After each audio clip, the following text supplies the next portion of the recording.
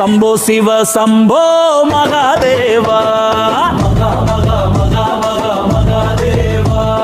இறுதி வரை துடித்துக் கொண்டே இருக்கும் இதயம்